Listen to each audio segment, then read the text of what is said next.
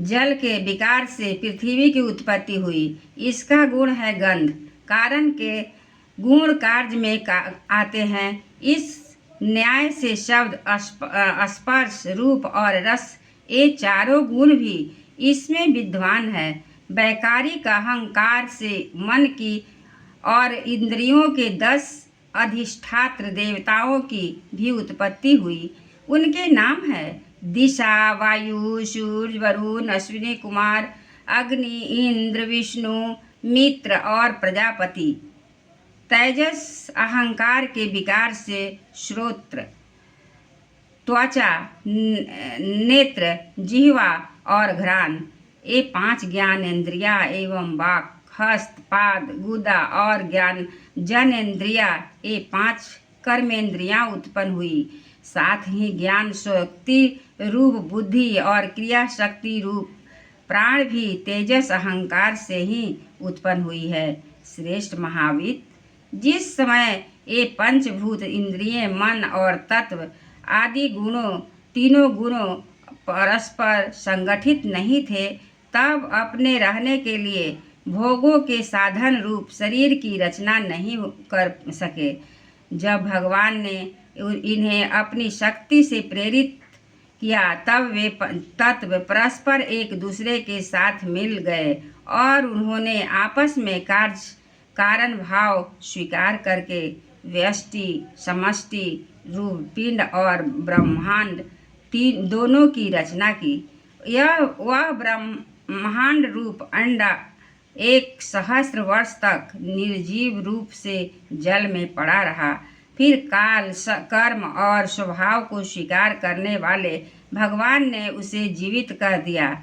इस अंडे को फोड़कर उसमें से वही विराट रूप निकला, जिसकी जंघा, चरण, भुजाएं, नेत्र, मुख और सिर सहस्त्रों की संख्या में है। विद्वान पुरुष उपासना के लिए उसी के अंगों में समस्त लोक और उनके रहने वाली वस्तुओं की कल्पना करते हैं। उसकी कमर से नीचे के अंगों में 7 पाताल की और उसके पेड़ से ऊपर के अंगों में 7 स्वर्ग की कल्पना की जाती है। ब्राह्मण, इस विराट पुरुष का मुख है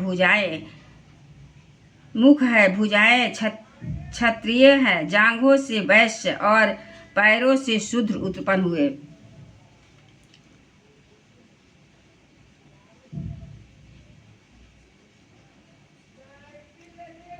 पैरों से लेकर कटी पर्यंत 7 पाताल तथा भूलोक की कल्पना की गई है।